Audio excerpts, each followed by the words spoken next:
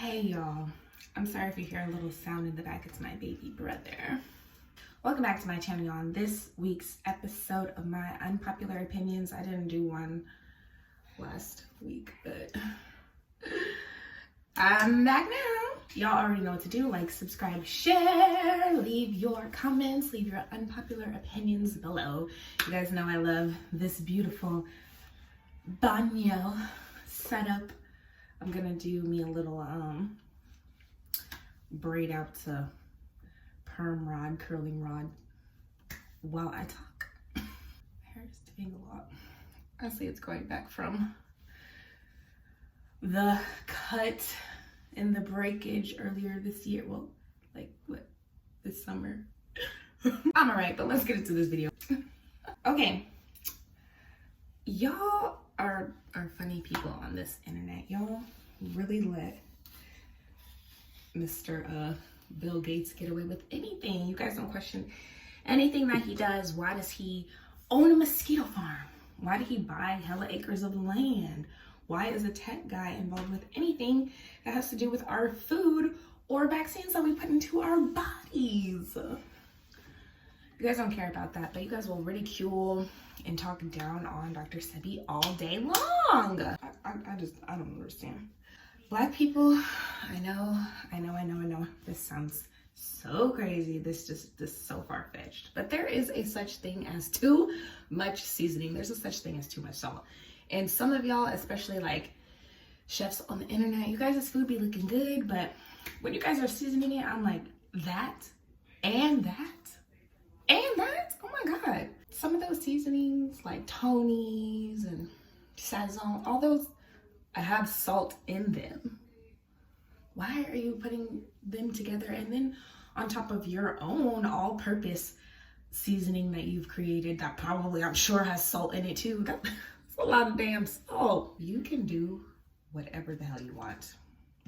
Like, you literally can. You can do whatever you want, whatever you want to do. As long as you understand that there will be reactions, consequences, karma, you can do whatever the hell you can go outside and do whatever you want to do right now, even in this very second. Do whatever you want to do.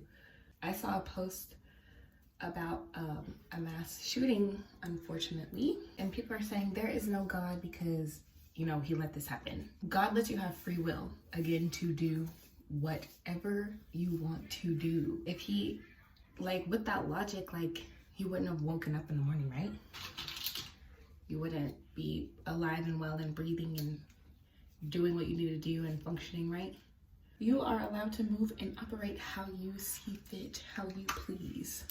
The repercussions is where you'll see God or the creator or universe or whatever resonates with you. That's where you'll see. Everybody's always so focused on this outside source saving you and guiding you and directing you and telling you what to do.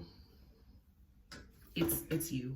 Okay, this whole narrative that you need to stay on your square after you get into a relationship with this person because all of the people that wanted to get with them are waiting for you to fuck up. Okay, I understand what you guys are saying. I understand where you're going with this. I understand what is being implied, and I understand. I understand. But you can't stay on your square because you simply value the relationship that you're in. You value the person that you're in a relationship with. This is something that you want to last. This is something that, you know, you want to see make it.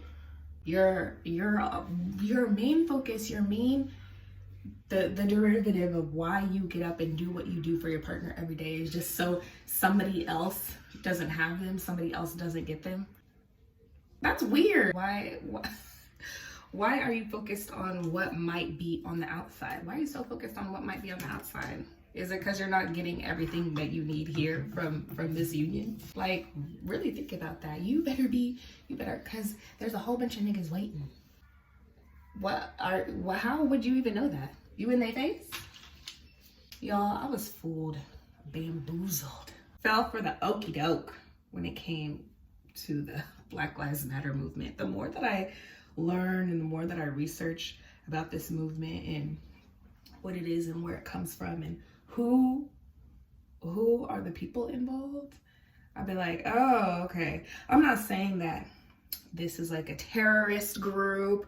I'm not saying, you know, I mean, it was easy to be misled because of the time that it came out and what it was supposed to stand for. It's not what we think. I mean, from what I've researched and from what I've read about it, it's not what we think.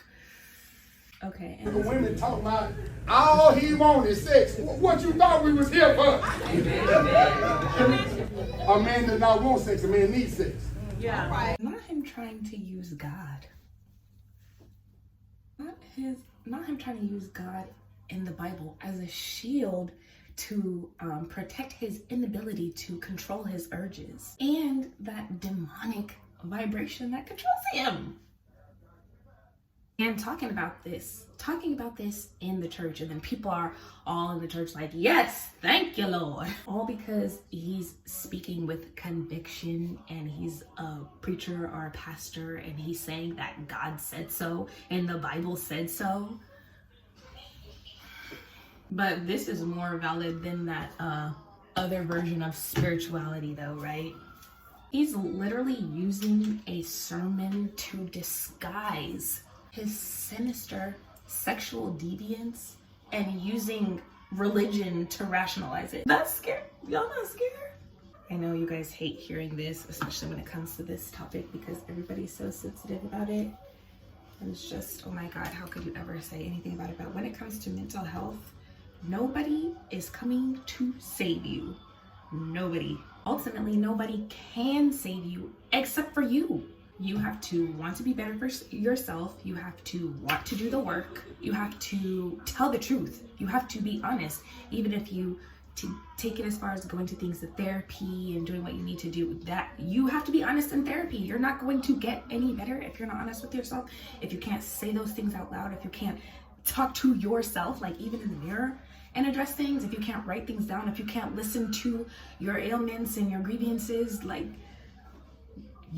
only you, people, you can get to a point where you've gotten all the guidance and all the anything in the world. It doesn't matter if you just hear it and you're not receiving it and you're not applying it to your life. This is so scary to even talk about. And trigger warning, men also are sexually assaulted. Some of you women are rapists, like for real, and you think that because he's a man and most men want it that you can just take it. I'm bringing this up because I recently had a conversation with a guy friend of mine and he was telling me about one of his experiences when he was like fried, like out of there, and he's like, you know, telling me what happened, and I'm listening to this story and he's like saying it in like a joking, funny manner, and I'm telling him like, bro, you were violated. Y'all, being a thug is an aesthetic for some, an actual lifestyle for others, and something others are trying to actively get away from. Like the obsession that white people have with the hood and what they associate with being black and being tough and being gangster, and the guns and the tattoos and the hat to the side. Yeah, some black people are like that too, especially black people from the suburbs. It's like this like rebellious, like wannabe persona, and it's only cool if you're doing it on the internet. What? And for black people, it's like they need it to validate and solidify their blackness because we associate that with being black. Okay, I feel like I know what direction he was trying to go in with saying this. And a lot of you actually say this, especially on the internet, because I think you feel it makes you sound like a philosopher, you know, putting people up on game. Why don't y'all just say you want to be around people you can learn from? You want to make sure you're the dumbest one in your group because blah, blah, blah, blah, blah. What are you talking about? A bunch of smart people aren't going to want to be around a dummy. You don't want to have to be the one always in that leadership position. You don't want to have to be the one putting people onto things because they're incompetent. That's fair. That doesn't mean you want to be the dumbest one in your group. We experience people and those experiences aren't always great. They are, you know, we learn our lessons from those people. You know, might get your heart broken, whatever. That doesn't necessarily mean that that person that you went through those things with is a bad person. That doesn't always, if you get your heart broken or a situation doesn't end up ideal or how you thought you wanted it to with somebody, that doesn't necessarily mean that they are shitty and they don't deserve love and all of these things. That just simply means that you and that person weren't in alignment. We all have traumas and triggers and healing to do.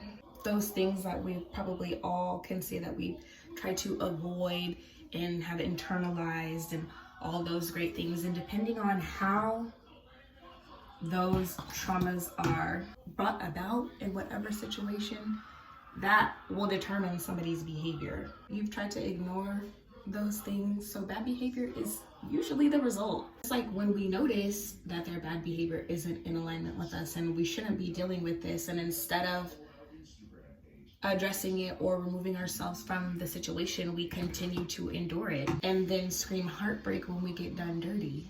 And then you'll say, you fumbled a real one. You lost somebody who really cares about you. But why were you even giving that person so much energy and so much love and so much caring when you saw that they weren't reciprocating that energy? And if they fumble you, which if you were done dirty or the situation didn't work out in your favor, instead of taking that as divine redirection, wouldn't you want that to be the outcome anyway? Wouldn't you want them to fumble you so you can go on to your blessing and where you're supposed to actually be, not with them? It can simply be out of alignment with you, but be in perfect harmony with somebody else. That's why people see people who they've been with and they weren't a good partner to them, and they'd be like, oh, now you want to get your stuff together for this person. They're meant to be. You know, why do we always, especially as women, we always have something to say about women's choice of partners? We're so quick to call them bums or losers or whatever, but turn a blind eye to the ones that we're dealing with. You guys are out here creating think pieces and getting so emotionally invested and involved with Halle and DDG because you feel like DDG is a weirdo or a bum or a loser. Let's look at your roster. Let's look at some of y'all's baby fathers.